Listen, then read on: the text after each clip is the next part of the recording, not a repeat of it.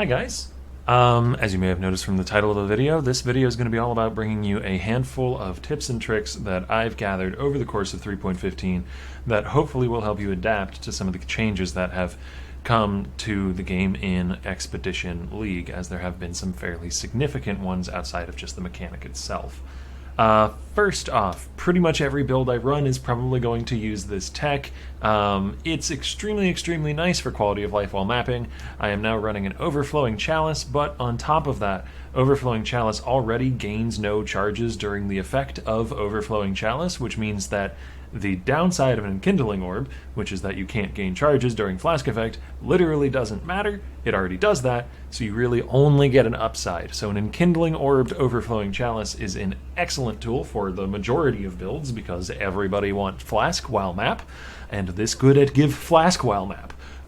So particularly I aim for the reduced charges used in Kindling Orb that gives you 2 usages out of your Overflowing Chalice rather than just 1, which is super nice. On the topic of flasks as well, I actually don't have a good way to show it to you here because my current belt is garbage, but you really want to aim for increased flasks gained on your belt. It's another thing that I'm probably going to throw into just about every build, and it's something that I'm hoping to improve about this character. Has only been in maps for like a day and change, so some of the gear is still scuffed, and I need those stats there in order to cap my stat requirements, and I need the Chaos Res for Chaos Res reasons. So not perfect yet, but yeah, belt flask mods are great, be it Flask Duration, Flask Charges Gains, or Reduced Used. Combining Reduced Used with the Overflowing Chalice and with other sources of increased gained feels the best, in my opinion, by the way. So if you're going to prioritize one over the others, I would go for Reduced Used.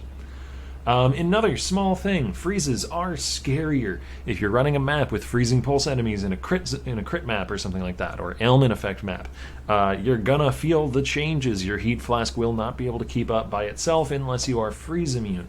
One way you could solve that gets kind of expensive is freeze immune boots.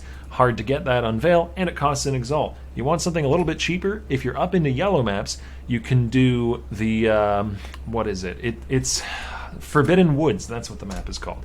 If you can do Forbidden Woods boss with a Divine Vessel, you can capture the soul of Corruptor Idiak, whose name is almost impossible to pronounce, but has you cannot be frozen if you've been frozen recently. So this won't prevent that initial freeze, but you are then protected for 4 seconds.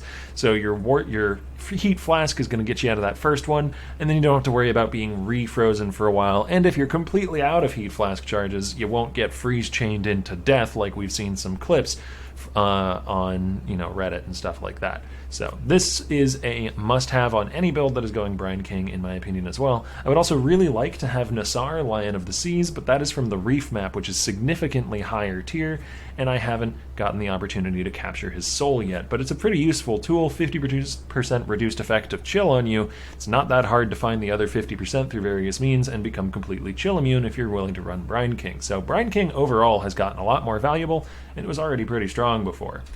Another thing that I don't currently have because I went for some very specific boots for this build, but in most builds that aren't like a Trapper or a Minion build, you're probably going to want the Onslaught Unkill Hybrid Move Speed boots, because Onslaught became a lot more valuable this league since you can't just throw it on your belt and be done. Another way you can go even further is by getting the Ashling Unveil for the higher tier that gives you 30% move speed and Onslaught Unkill. That is not really necessary, I've found, though. Just getting Onslaught in the build with like 22 move speed boots feels much zoomier than having like basic 30% move speed boots if you don't have another source of Onslaught. So highly recommend that. On the topic of move speed and move skills, let's take a mosey on down to the bottom right corner here and look at a node that I really love and that I'm going to include in a lot of builds that, again, aren't trappers. This maybe isn't the best example for a lot of the things I'm saying, but I do think they apply to many builds.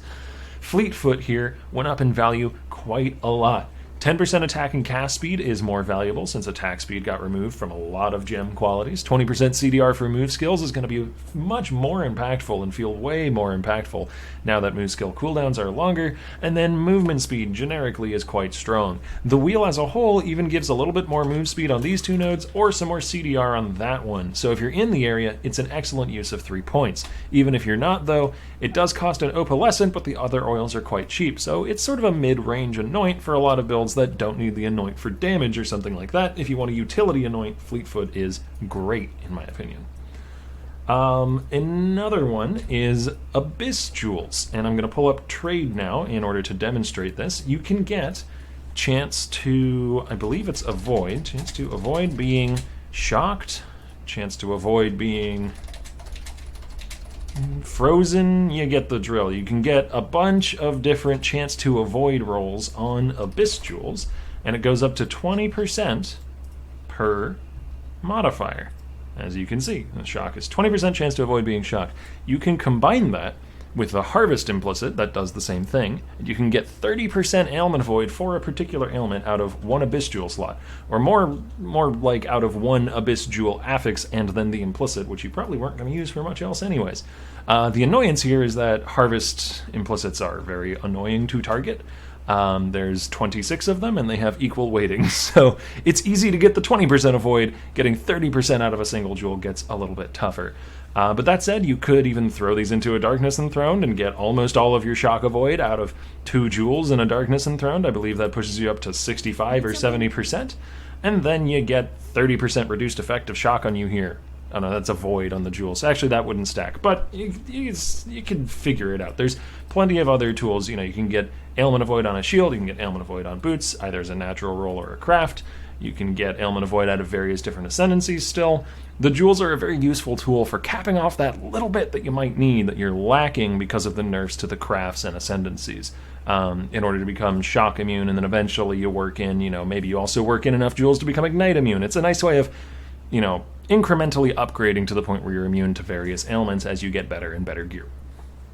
Anyways, there is one other. It's Forbidden Taste. There is an Enkindling Orb effect. I believe it's Enkindling Orbs. No, it's Instilling Orbs. Sorry, you can instill a Forbidden Taste with trigger on taking Savage Hit, which is something that you may have seen in a number of other videos. So I'm not going to go... I didn't want to lead with that or make the whole video about it, but it's very, very powerful. 10K made a video describing it entirely. I will link to that in the description below. But in short, you can have your Forbidden Taste proc immediately when you take a huge hit. And for those of you who don't know what the Flask does, it gives you essentially a full heal. So getting full heal whenever you take a large amount of damage is pretty good. But yeah, go check out 10K's video on that. Thank you all for watching. I hope you enjoyed. If you did and you'd like more tips and tricks and general content in this kind of direction, let me know in the comments below. If you just enjoyed my content in general and you want to see more of it, of course you can look for it here in the YouTube channel, but you can also follow my Twitch stream, which will be in the description below as well. As I said, thanks for watching, and I'll see you in the next one.